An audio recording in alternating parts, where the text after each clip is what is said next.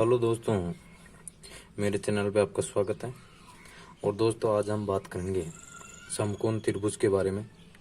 तो समकोण त्रिभुज के बारे में वैसे तो मैं हाइट एंड डिस्टेंस में बता चुका हूँ आपको, पर जो समकोण, एक तो हाइट एंड डिस्टेंस होती है वो भी समकोण त्रिभुज पर आधारित होती है, और एक ये मतलब अपन बोलें ज्योमेट्री वगैरह में तो वहाँ भी ये समकोण त्रिभुज का क्वेश्चन आते हैं, तो उनके बारे में आज बात करेंगे। ठीक है, तो अगर आपने मेरा चैनल सब्सक्राइब नहीं किया है तो पहले चैनल को सब्सक्राइब कर लीजिए, फिर अपन आगे वीडियो में बढ़ते हैं।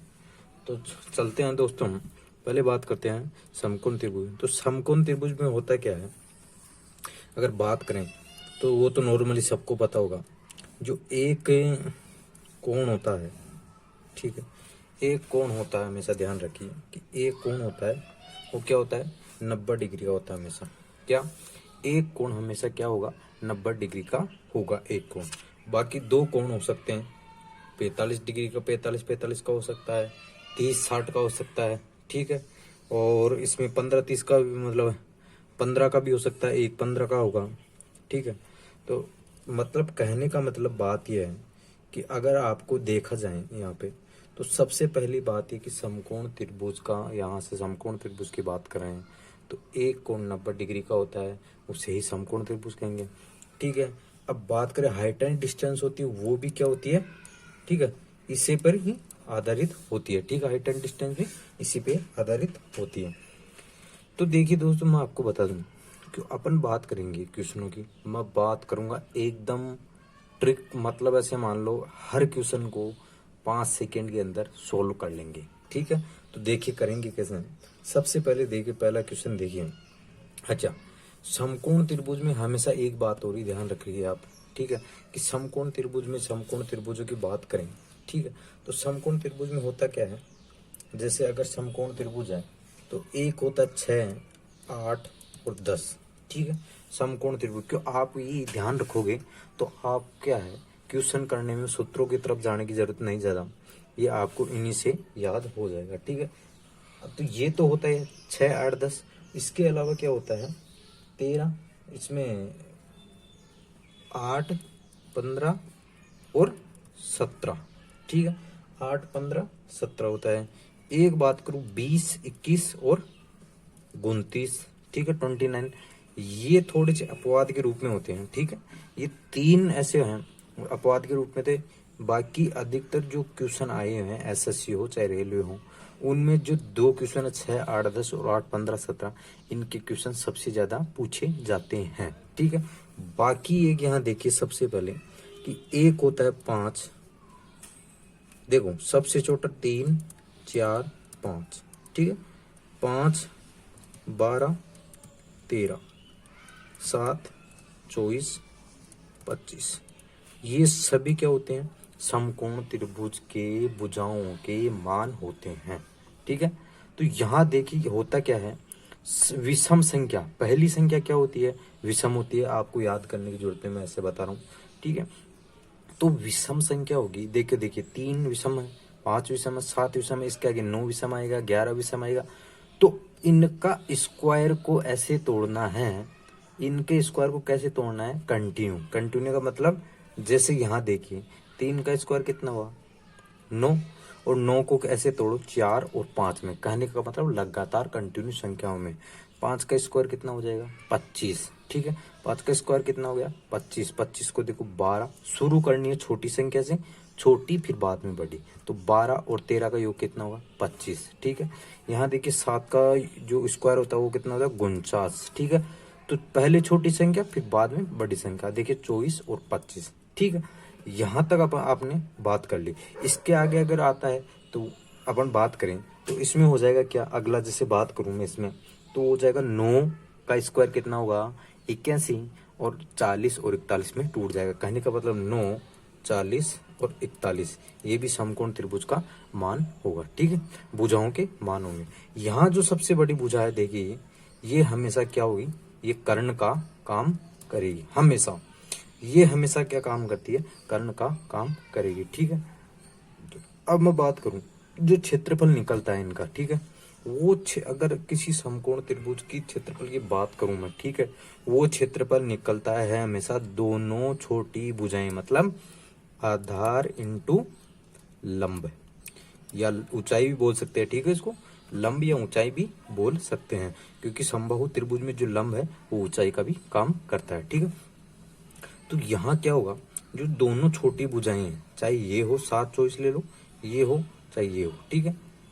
जैसे अगर मैं बात करूं, कोई समकोण त्रिभुज है जिसकी भुजाओं का मान है 3, 4, 5, तो उस समकोण त्रिभुज का क्षेत्रफल क्या होगा, तो आपको इससे कोई मतलब नहीं, इन दोनों भुजाओं में 2 का भाग देना है, ठीक है।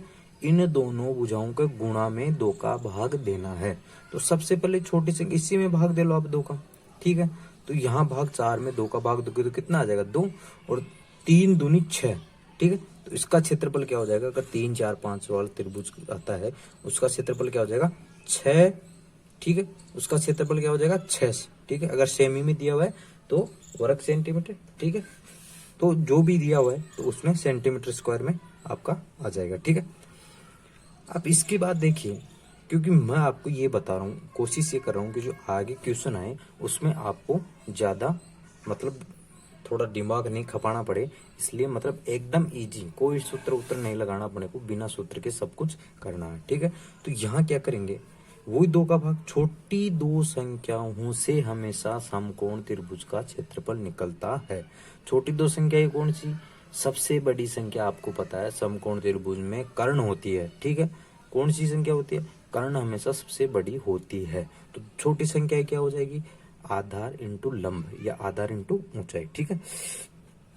तो यहाँ देखिए 2 का भाग दे लो इसमें 6 में, यहाँ आ जाएगा 6, 12 में 2 का भाग देंगे 6 आ जाएगा, और 6 पंजे 30, तो इसका क्षेत्रफल क्या हो जाएगा 30 हो जाएगा, ठीक है।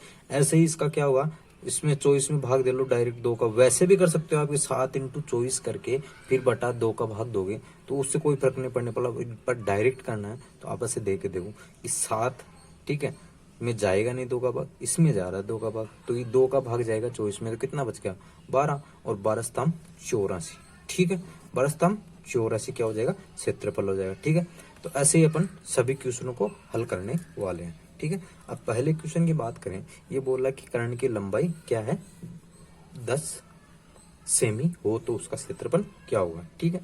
ऐसी कंडीशन में क्या करना आपको, अब देखिए ये बोल रहा है किसी समकोण त्रिभुज एक न्यून कोण दूसरे न्यून कोण का दुगना है, ठीक है। तो एक न्यून कोण का मतलब दूसरे का दुगना है, तो क्या हो सकता है, जब एक कोण आप देखिए, एक आइडिया अगर आप देखो तो एक कोण तो आपको 90 का मान लो, ठीक है। अब बोल रहा है एक कोण है ना दूसरे का दुगना है, तो किस कंडीशन में हो सकता है, या तो 30-60 होगा, ठीक है। 30-60 क्या, पहली बात सबसे भी देखो कि जो त्रिभुज होता है उसका कोण का योग कितना होता है, तीनों भुजाओं जो कोण होते हैं त्रिभुज के तीनों कोण, उनका मान क्या होता है 180, तो 180 से बाहर तो नहीं जा सकता, ठीक है भाई, कोण का मान 180 से बाहर नहीं जा सकता। तो इस कंडीशन में क्या होगा, एक भुजा क्या होगी है, एक भुजा हो जाएगी क्या 60 की, और एक भुजा हो जाएगी 30 की, ठीक। तो एक कोण हो जाएगा 30 और एक हो जाएगा 60, पहला ये कोण रहना 90 का, ये एक कोण हमेशा 90 का रहेगा, ठीक है। अब इसकी बात करें तो ये बोल रहे हैं कि 10 सेमी है क्या लंबाई, ठीक है। तो लंबाई 10 सेमी है, अच्छा दोनों में से इस कंडीशन में कोई सा भी आप मान सकते हो, 30 यहाँ रख लो चाहे 30 यहाँ रख लो, 60 इधर आ जाएगा चाहे उधर आ जाएगा, ठीक है। क्योंकि अपने को यहाँ देखो क्षेत्रफल पूछा है तो कोई फर्क नहीं पड़ने वाला यहाँ पर, तो इस क्वेश्चन में तो कोई फर्क नहीं पड़ेगा, ठीक है। तो ये क्या बोल रहा है, इस कर्ण की लंबाई ये है। तो मेरी बात ध्यान रखो, हमेशा ये बात ध्यान रख लो, जब कर्ण दिया हुआ होता है, ठीक है, तो 30 की भुजा में और कर्ण वाली भुजा में 30 डिग्री के सामने वाली भुजा और 10 डिग्री जो 90 डिग्री है उसके सामने वाली भुजा में 2 का भाग लगता है, हमेशा ध्यान रखो। अगर 90 डिग्री से मैं 30 डिग्री वाली भुजा निकालूंगा तो 2 का भाग दूंगा, अगर 30 डिग्री मेरे को पता है और 90 डिग्री वाली करने का मतलब कर्ण ज्ञात करना है तो मैं 2 से गुणा कर दूंगा। और आपको यहाँ थोड़ा सा अटपटा अगर अजीब लग रहा हो तो कोई दिक्कत नहीं है, ये जो मैं बता रहा हूँ आप इतना सा याद रख लेते हो तो आपका हर क्वेश्चन समकोण त्रिभुज का लगभग आप निकालो तो बिना पेन चलाए आपके क्वेश्चन हल हो जाएंगे। और इससे अगर आपको थोड़ा इसमें ज्यादा देखना है समझना है तो हाइट एंड डिस्टेंस का जो मैंने टॉपिक पहले डाल दिया है आप मेरे चैनल पे जाइए, ठीक है, चैनल पे जाइए, वहाँ से आप देख लीजिएगा, ठीक है, उसमें आपको मिल जाएगा प्ले लिस्ट वगैरह में, ठीक है, तो वहाँ से आप देख सकते हैं, ठीक है। तो 30 के सामने भुजा क्या होगी? 5, ठीक है, और 30 और 60 के बीच में क्या गुणात्मकता होगी? √3 की गुणात्मकता होगी। कहने का मतलब 5√3, ठीक है। अब आप बोल रहे हो ये कैसे हुआ? तो ये इसमें ये होगा। अब देखो फिर बोल रहा हूँ, पहला क्वेश्चन समझाया मैंने, इसमें डिटेल में समझाया क्या होता है क्या नहीं होता है, इस वजह से टाइम लग रहा है, ठीक है। आपको अगर हल करोगे मेरे समझाने के बाद, अगर आप इस वीडियो को जो मैं बता रहा हूँ वो पूरा देख लेते हो, तो मैं दावे के साथ कर सकता हूँ आप हर क्वेश्चन को 10 सेकंड के अंदर अंदर हल कर दोगे, ठीक है। पर क्योंकि मैं समझाने का जरूरी, क्योंकि आपको जब तक समझ में नहीं आएगा तो आप कैसे हल करोगे, ठीक है, तो इसलिए मैं थोड़ा टाइम ले रहा हूँ, ठीक है। तो अब यहाँ बात करूँ, 90 और 30 के बीच में क्या होती है? 2 की गुणात्मकता। अगर 90 डिग्री वाली भुजा से मैं 30 डिग्री भुजा वाली, मतलब 30 डिग्री वाली भुजा का अगर मान ज्ञात करूंगा तो 2 का भाग दूंगा, और 30 डिग्री से अगर मैं 90 वाली भुजा ज्ञात करूंगा तो 2 से गुणा करूंगा, ठीक है। अब दोनों में से एक अब 30 आ गई, तो मेरे को एक बात बताओ, अब 60 के सामने वाली भुजा तो बड़ी होगी ना, 60 के सामने तो बड़ी होगी, तो जो 30 डिग्री है उसके सामने वाली भुजा से तो 60 डिग्री वाली भुजा बड़ी होगी, ठीक है। तो बड़ी होगी तो क्या होगा? √3 का गुणा हो जाता है, जो दिया हुआ है 5 उसमें √3 से गुणा और हो जाएगा, ठीक है। और अगर दिया हुआ था आपको 5√3 दिया हुआ था, ठीक है, 5√3 दिया होता 60 डिग्री, तो क्या करते? √3 का भाग लगा देते तो 5 आ जाता, ठीक है। तो यहाँ तक आप समझ गए पूरा, क्यों अपन जो पूरा इसका वीडियो है 9-10 क्वेश्चन है वो देखेंगे तो आपको पूरा समझ में आ जाएगा, ठीक है। अब क्या है, मैं पहले ही बता चुका कि जो दोनों छोटी भुजाएं हैं उनका गुणा बटा 2 क्या होता है? क्षेत्रफल होता है, ठीक है। कोई सूत्र नहीं लगाना, कुछ नहीं करना, दोनों भुजाओं का गुणा क्या होगा? 25√3, 5 × 5 25√3, ठीक है। तो क्या होगा? 5 × 5 √3/2, तो क्या हो जाएगा यहाँ पे कि 25√3/2 इसका क्षेत्रफल हो जाएगा, ठीक है। अगला क्वेश्चन देखिए, अगले क्वेश्चन में किसी त्रिभुजाकार क्षेत्र भुजाओं की माप 30 मीटर, 72 मीटर तथा 78 मीटर है, ठीक है। तो मैं त्रिभुज में 72 मीटर माप वाली भुजा का शीर्ष लंब की लंबाई ज्ञात होगी, या शीर्ष लंब की लंबाई क्या होगी, ठीक है। आपको यहाँ कुछ निकलना, जब देखो जब ये भुजाएं दीदी, यहाँ ये नहीं बोल रहा कि समकोण त्रिभुज है या जो भी है, ठीक है, पर यहाँ आपको एक चीज ध्यान रखो, यहाँ पे जैसे मान लो ये त्रिभुज हो गया, ठीक है, ये त्रिभुज हो गया, तो यहाँ देखो 30 यहाँ ले लो, कोई दिक्कत नहीं, 30 डिग्री यहाँ, 30 जो मीटर है यहाँ पे ले लो चाहे यहाँ पे ले लो, ठीक है, यहाँ पर ये तो पता है ना, जो सबसे बड़ी जो होगी भुजा वो का क्या होती है? कर्ण होती है, तो 78 तो इधर ही आएगा ना, 78 इधर आएगा।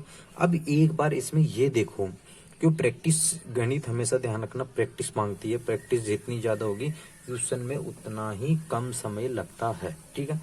तो यहाँ देखो ये क्या 6 से कट रहा है, तो यहाँ देखो 6 से कट रहा है, 6 पंजे 30,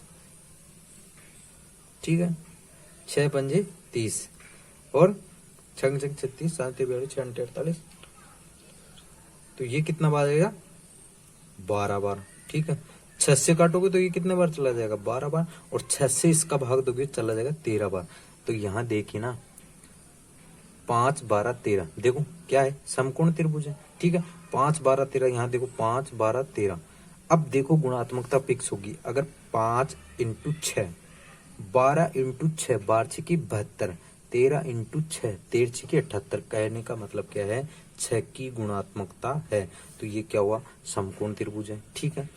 अब बात कर रहा है, ये क्या बोल रहा है कि शीर्ष लंब की लंबाई क्या होगी? अच्छा, शीर्ष लंब होता क्या है? ऊंचाई। शीर्ष लंब क्या होता है? ऊंचाई। कोई भी अगर मैं बात 72 मीटर, अब यहाँ पे एक बात आप ये ध्यान रख लो, अगर समकोण त्रिभुज में आपको किसी भी भुजा का शीर्ष लंब पूछा जाता तो एक बात ध्यान रखिए आप, कि जो 30 डिग्री वाली भुजा है इसका शीर्ष लंब की बात करूंगा, ठीक है, तो ये होगा इसका शीर्ष लंब क्या? 72 सेंटीमीटर, जो 72 मीटर वाला होगा। तो अगर 30 डिग्री को कहने का मतलब शीर्ष लंब का मतलब क्या है? अगर अपन त्रिभुज को ऐसे लिखते हैं, ठीक है, ये इसको 30 मानते और इसको क्या मानते? 72, ठीक है। इसको क्या मानते हैं 72, ठीक है। और ये तो 78 हमेशा 78 ही होगा, क्योंकि कर्ण तो सबसे बड़ा, ये कर्ण भी तो सबसे बड़ा होगा, ठीक है। तो ये कंडीशन देखिए, यहाँ मैंने आधार इसको मान लिया, इसको मान लिया, तो यहाँ देखिए अगर ऐसे इसको अगर बोले 30 मीटर वाली भुजाकार शीर्षलंब क्या होगा, तो देखिए 30 मीटर शीर्षलंब का मतलब क्या, ऊंचाई, तो ऊंचाई से मतलब है यहाँ, तो ये 72 मीटर होगा, ठीक है। अब यहाँ देख ली, इसको देख ली, अगर आधार 72 मीटर वाली को मानते हैं तो ये बोलेगा 72 मीटर वाली, इसमें पूछ रहा है 72 मीटर माप वाली भुजा के शीर्षलंब की लंबाई, तो वो 30 होगी, ठीक है। तो कहने का मतलब क्या है, छोटी दोनों भुजाएं, छोटी दोनों भुजाएं, कर्ण को छोड़ दो, छोटी दोनों भुजाएं एक दूसरे की शीर्षलंब होती हैं। तो इसका आंसर क्या हो जाएगा, 72 मीटर माप वाली भुजा का शीर्षलंब की लंबाई क्या होगी, 30 मीटर हो जाएगी, ठीक है। अगला क्वेश्चन देखिए, किसी त्रिभुज की भुजाओं की लंबाई 5, 12, 13 और इसका क्षेत्रफल क्या होगा। तो मैंने पहले बोला कि छोटी दोनों भुजाएं ले लो, ठीक है, उनमें 2 का भाग दे दो, तो 12 पंजे 60, ठीक है, 60 में 2 का भाग दो क्या आ जाएगा, 30 क्षेत्रफल आ जाएगा। या फिर यहाँ से देख लो, इसमें 12 में डायरेक्ट आप 2 का भाग दे लो, बच गया 6, 6 पंजे 30, तो क्षेत्रफल क्या आ जाएगा, 30 आ जाएगा, ठीक है। समकोण त्रिभुज की बात कर रहा हूँ, ठीक है। आगे देखिए, किसी त्रिभुज की भुजाएं 3, 4, 5 है, त्रिभुज की भुजाओं के मध्य बिंदु को मिलाने से त्रिभुज बने, क्षेत्रफल मतलब ये बात क्या कर रहा है, ये बोल रहा है दोस्तों कि जैसे ये मान लीजिए ये आपका हो गया त्रिभुज, समकोण त्रिभुज, ठीक है। जब 3, 4, 5 आ गया तो ये हमेशा ध्यान रखो 3, 4, 5 क्या होता है, समकोण त्रिभुज ही होता है, तो ये 90 डिग्री हो गया, ठीक है। अब यहाँ लगा लो 3, 4, 5, ठीक है। अब मेरे को ये बताओ, ये जो पूरा ना इसका क्षेत्रफल क्या है, ठीक है। मैंने बता दिया दोनों छोटे भुजाओं का क्या है, 2 का भाग दे दो गुणा करके, तो क्या भाग दोगे इसमें, 4, 4 3 12 और 12 में 2 का भाग दोगे तो पूरे इसका क्या आ जाएगा, क्षेत्रफल, इस त्रिभुज का क्षेत्रफल क्या आ जाएगा, वो आ जाएगा 6, ठीक है। इस पूरे का क्या आ जाएगा, 6, हमेशा ध्यान रखो क्या आ जाएगा, 6, ठीक है। अब ये बोल रहा है कि इस क्वेश्चन में, जो क्वेश्चन नंबर 4 है, इसमें क्या बोल रहा है कि मध्य बिंदु को, मतलब मध्य बिंदु, इसका मध्य बिंदु ये, इसका मध्य बिंदु ये, इसका मध्य बिंदु ये। तो अब एक बात ध्यान रखें, अगर समकोण त्रिभुज में अगर मध्य बिंदु मिलाए जाते हैं भुजाओं के, तो उस कंडीशन में क्या होता है, समकोण त्रिभुज हमेशा 4 बराबर भागों में बढ़ता है। 1 अनुपात इसका होगा तो 1 अनुपात इसका होगा, 1 अनुपात, कहने का मतलब है सभी जो 4 त्रिभुज अपने को प्राप्त हो गए, 1, 2, 3, 4, चारों त्रिभुज एक मतलब समान क्षेत्रफल होगा सबका, ठीक है। एक क्षेत्रफल इसका होगा, 1 मीटर क्षेत्रफल इसका है तो 1 मीटर इसका होगा, 1 मीटर इसका होगा, 1 मीटर इसका होगा, ठीक है। पर अपन तो इसकी बात कर रहे हैं, तो यहाँ इस पूरे त्रिभुज का क्षेत्रफल क्या है, 6 है ना। तो 4 बराबर टुकड़ों में बांटेंगे, कहने का मतलब 4 का भाग दो, कितना आ जाएगा, 3/2 इसका क्षेत्रफल आ जाएगा, ठीक है। इसका भी क्षेत्रफल क्या होगा, 3/2, इसका भी क्षेत्रफल क्या होगा, 3/2, इसका भी। वैसे बात करें तो 1.5 सेंटीमीटर इसका सबका हो जाएगा, 1.5 सेंटीमीटर, 1.5, 1.5, 1.5, ठीक है। यहाँ तक बात होगी, यहाँ तक समझ में आ गया। अगले क्वेश्चन पे चलते हैं। अगला क्वेश्चन देख, क्वेश्चन नंबर 5, किसी त्रिभुज का क्षेत्रफल 216 सेंटीमीटर स्क्वायर है और उसकी भुजाएं 3, 4, 5 के अनुपात में, इस त्रिभुज का परिमाप क्या होगा, ठीक है। कोई दिक्कत नहीं, अपने को ये पता है कि जो क्षेत्रफल निकालते हैं वो कैसे निकालते हैं, जो क्षेत्रफल निकालते हैं वो कैसे निकालते हैं, क्षेत्रफल हमेशा छोटी दोनों भुजाओं में क्या करते हैं, छोटी दोनों भुजाओं में 2 का भाग देते हैं, गुणा करके छोटी दोनों भुजाओं को गुणा करके 2 का भाग देते हैं, तो क्षेत्रफल आ जाता है। तो यहाँ छोटी दोनों भुजाओं का क्या दिया हुआ है, अनुपात, तो कोई बात नहीं, अनुपात को देखो। अगर एक बात और ये सुनो मेरी बात, अगर अनुपात देकर अनुपात पूछे किसी भी कंडीशन में, मान लो अगर कोई भी क्वेश्चन हो, अनुपात देकर अनुपात पूछे तो आपको वैसा का वैसा अनुपात को संख्या मान लेनी है हमेशा, ठीक है। अनुपात को XY कुछ नहीं मानना, ठीक है। अब यहाँ क्या बोल रहे हैं, त्रिभुज का परिमाप, तो त्रिभुज का परिमाप तो अनुपात में नहीं आएगा, ठीक है। वो तो एक प्रॉपर मतलब सेंटीमीटर में इसमें निकालना पड़ेगा, सेमी में निकालना पड़ेगा, सेंटीमीटर में निकालना पड़ेगा। तो यहाँ क्या करेंगे, फिर इनको x मानना पड़ेगा, ठीक है। तो इन दोनों से अपना क्षेत्रफल निकलेगा। तो यहाँ देख लीजिए, 3x गुणा 4x बटा 2 बराबर 216 क्षेत्रफल दिया हुआ है इसका, ठीक है। तो त्रिभुज का परिमाप पूछ रहे हैं, कोई बात नहीं। अभी यहाँ देखिए, इसमें भाग दे लो, 3 का भाग इधर देंगे, 7 और 2, ठीक है, 72 बार चला गया। फिर 2 को और दे लो, कितने बार चला जाएगा, 1 और 8, ठीक है, 1 और 8। अब इधर क्या बच गया, x, ठीक है, इधर क्या बच गया 2। तो इस कंडीशन में देखिए x इंटू एक्स को ऊपर गुणा करेंगे तो वो क्या हो जाएगा एक्स स्क्वायर, नीचे बच गया 2 बराबर, इधर क्या बच रहा है 18, ठीक है, 18 बच रहा है। तो 18 इससे गुणा हो जाएगा तो 18 36, कितना 18 गुना 36 हो जाएगा, ठीक है। तो एक्स स्क्वायर बराबर क्या हो जाएगा 36, और स्क्वायर इधर जाएगा तो इस पे क्या हो जाएगा रूट लग जाएगा और इसका वर्गमूल हो जाएगा, तो क्या आ जाएगा 6, क्या आ जाएगा 6 आ जाएगा, ठीक है। अब 6 से गुणा इसको कर दो, एक्स का मान 6 आ गया, ठीक है। तो 3 इंटू 6, क्या 3 इंटू 6, 4 इंटू 6, 5 इंटू 6, ठीक है।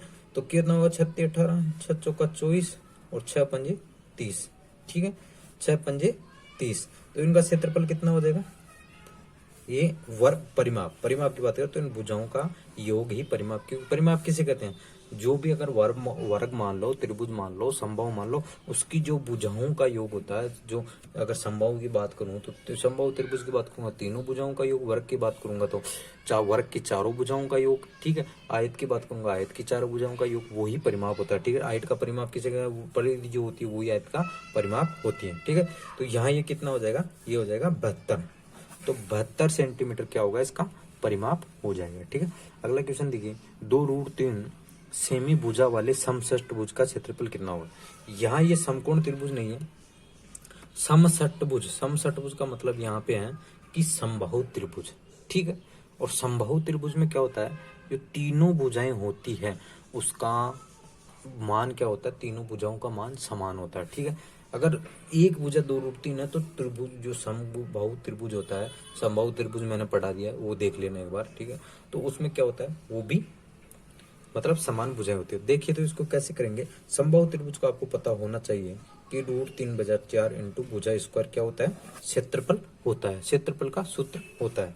तो यहाँ क्या करेंगे, √3/4 इंटू भुजा स्क्वायर लगा लेंगे और अपना आंसर आ जाएगा, ठीक है। तो यहाँ देखिए, इसमें देखिए होगा क्या कि 6, देखो यहाँ देखिए 6 समषटभुज, समषटभुज का मतलब क्या है, षटभुज, तो षटभुज क्या होता है 6 भुज, समान 6 से भुज। तो देखिए इस सूत्र में क्या करेंगे, यहाँ पे 6 से मतलब 6 √3/4 इंटू भुजा स्क्वायर, तो भुजा स्क्वायर कितना है 2√3 इंटू 2√3, ठीक है। अब यहाँ एक बात और देख लीजिए, मैं छोटी छोटी बातें आपको इसलिए बता रहा हूँ क्योंकि कईयों को पता भी, अगर कोई कमजोर बच्चा हो उसको भी समझ में आ जाए क्या हो रहा है, ठीक है, क्या नहीं हो रहा है। तो 6 इंटू √3/4 ऐसा कैसे आ जाएगा, 2 इंटू 2 क्या हो जाएगा 4 हो जाएगा, ठीक है। और √3 को √3 से गुणा करेंगे तो क्या आ जाएगा, मेरे को एक बात बताओ, √3 को √3 से गुणा करेंगे तो 9, रूट के अंदर क्या आएगा 9 आएगा, ठीक है। और 9 का क्या वर्गमूल होता है, तो 9 का वर्गमूल होता है 3, हमेशा ध्यान रखो 3 होता है, तो यहाँ क्या आ जाएगा 3 आ जाएगा, ठीक है। और अगर वर्गमूल नहीं होता, ठीक है, अगर होता √3 इंटू √4 को गुणा करते तो कितना होता 4 3 12, तो 12 ऐसा का ऐसा आ जाता, ठीक है। किसमें, रूट में 12 ऐसा का ऐसा आ जाता, इसका रूट नहीं होता। या फिर कई कंडीशन होती है, आप ऐसे भी लिख सकते हो 4 इंटू 3, 4 3 12 रूट के अंदर, 4 का रूट होता है 2 बाहर आ जाएगा इंटू √3 अंदर रह जाएगा, 12 को √12 को ऐसे भी लिख सकते हैं, ठीक है। वो सब कुछ मैं जैसे समबाहु त्रिभुज में मैंने बताया है, ठीक है। तो आप वो भी देख लेना एक बार, आपको समझ में आ जाएगा, ठीक है। यहाँ पे देखिए 4 से 4 चला जाएगा और 36 18 √3, ठीक है। तो क्या हो जाएगा 18 √3 आपका क्षेत्रफल हो जाएगा, किसका, समषटभुज का, ठीक है। अगला क्वेश्चन देखिए, क्वेश्चन नंबर 7, यदि किसी समबाहु त्रिभुज के परिमाप का संख्यात्मक मान उसके क्षेत्रफल का √3 गुना है तो त्रिभुज का हर भुजा की लंबाई क्या होगी, त्रिभुज की हर भुजा की लंबाई क्या होगी, ठीक है। अब यहाँ देखिए ये किसका गया, ये समबाहु त्रिभुज का है, तो हर भुजा की लंबाई मतलब एक भुजा आ गई तो तीनों भुजाएं समान होती है समबाहु त्रिभुज में, ठीक है। तो यहाँ कोई दिक्कत नहीं होगी, ठीक है। तो क्या करेंगे, ये बोल रहा है समबाहु त्रिभुज का परिमाप कितना होगा, हर भुजा समान होती है मतलब 3 भुजा, क्योंकि एक भुजा 2 भुजा अगर एक अनुपात माने तो 3 भुजा हो जाएगी, 3 भुजा हो जाएगी ना, क्योंकि तीनों भुजाएं तो समान होती है, ठीक है। तो यहाँ तो कोई दिक्कत नहीं। फिर आगे देखिए क्या बोल रहा है, उसके क्षेत्रफल का, उसके क्षेत्रफल का √3 गुना हो तो, ठीक है। तो क्षेत्रफल का √3 गुना, तो क्षेत्रफल क्या होगा, संभवतः √3/4 इंटू भुजा स्क्वायर, ठीक है। यहाँ तक समझ में आ गया। अब यहाँ देखिए, मैंने पहले बताया कि √3 को 3 से गुणा करेंगे, ठीक है, √3 को √3 से गुणा करेंगे तो क्या आ जाएगा, 3, ठीक है। तो यहाँ तो इसको भूल जाओ, ये आ गया 3, 3 से 3 कट जाएगा, ठीक है, यहाँ तक समझ में आएगा। और भुजा से भुजा कट जाएगी, ठीक है। अब इधर बचा क्या, इधर बच गया, देखो इधर बच गया क्या, भुजा, एक भुजा भर के देख, एक भुजा में से एक भुजा तो कट गई, पर भुजा स्क्वायर है ना, तो भुजा स्क्वायर का मतलब क्या होता है, भुजा इंटू भुजा, ठीक है। तो एक भुजा से एक भुजा कट गई, इधर भुजा बच गई, बट्टा में क्या बच गया, 4, और इधर क्या है, एक बच गया, इधर कुछ भी नहीं बचा, एक बच गया, तो ये 4 इधर आएगा, तो क्या हो जाएगा, भुजा बराबर क्या आ जाएगा, 4 यूनिट आ जाएगा। मतलब हर भुजा की लंबाई क्या होगी, 4, अगर मीटर में दिया हुआ तो 4 मीटर, सेंटीमीटर में दिया हुआ तो 4 सेंटीमीटर आपकी हर त्रिभुज की, मतलब अभी संभव त्रिभुज की एक भुजा की लंबाई होगी, ठीक है। तो आगे चलिए, क्वेश्चन नंबर 8। क्वेश्चन नंबर 8 में है, यदि एक समकोण त्रिभुज का परिमाप 56 सेंटीमीटर है, ठीक है, और त्रिभुज का क्षेत्रफल 84 है, तो कर्ण की लंबाई क्या होगी। अब देखो, यहाँ अगर आप प्रैक्टिस करते हो तो सबसे बड़ी बात मैं अगर देखिए, मैं सूत्र का यूज नहीं करूंगा, या मैं आपको टोटल मिला के पहले बता दिया कि मैं आपको कंपटीशन की तैयारी के लिए बता रहा हूँ, तो आपको प्रैक्टिस आपको याद रखना पड़ेगा इतना, और प्रैक्टिस करनी भी पड़ेगी, ठीक है।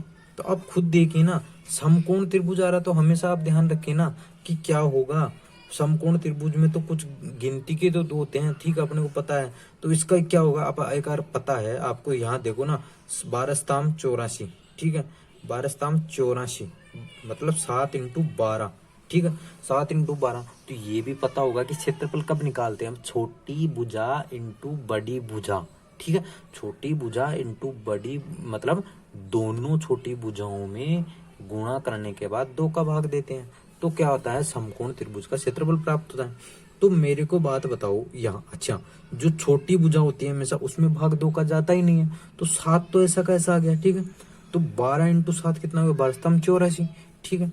तो ये भुजा पहले क्या होगी, 24 होगी, ठीक है। अगर आपको पहली बात तो ये, अगर 7 में निकाल लेते हो तो 7, 24, 25 आपका हो गया, ठीक है। अभी क्या बोल रहा है, परिमाप देखिए, अगर इनको गुणा करेंगे तो क्या होगा, 5 और 4 9, ठीक है, 5 और 4 9 16, ठीक है, तो ये 56 हो जाएगा, ठीक है। तो 16 का 6 आ जाएगा, और 5 ये, तो 56 देखो, परिमाप 56 हो रहा है, ठीक है। और त्रिभुज का क्षेत्रफल देखिए, त्रिभुज का क्षेत्रफल कैसे निकालते हैं आप, अब ये ऐसे मान लो, ये आप उनको दिया होता है, त्रिभुज का क्षेत्रफल कैसे निकालते हैं, 7×24/2, तो इसमें 12 का भाग चला जाए, ये 12 में चला जाए, 24 में तो 12 बार, ठीक है, तो क्या हो जाएगा, 12×84, आ तो वही रहा ना, ठीक है। और आपको पता है यहाँ कोई स्पेशल कोई अलग अलग भुजाएं को मान नहीं लगता है, आपको पता है 7, 24, 25 या कुछ ऐसी भुजाएं होगी, ठीक है। तो ऑप्शन दिया होगा आपको, ऑप्शन, ठीक है, तो वहां आपको तो क्या बोल रहा, कर्ण की लंबाई, ठीक है। तो कर्ण की लंबाई 25 है ना, तो आप वैसे भी अंदाजा लगा सकते हैं कि 7, 24, 25 हो सकता है, तो ठीक है। तो 7, 24, 25 प्रैक्टिस आपको थोड़ा बहुत करना होगा, तो ऐसे आपका निकल जाएगा। सूत्रों को याद करने बैठोगे या सूत्रों को ऊपर ध्यान दोगे तो फिर एग्जाम में वो सूत्र भूल जाओगे फिर, ठीक है। और जो ऊपर मैंने बताया, पहले क्वेश्चन में शुरू में बताया कि आपको ये जो मान है इनके वो भी रटने नहीं है, ठीक है। कौन कौन से होता है, 3, 4, 5 होता है, 5, 12, 13 होता है, ठीक है, 7, 24, 25 होता है।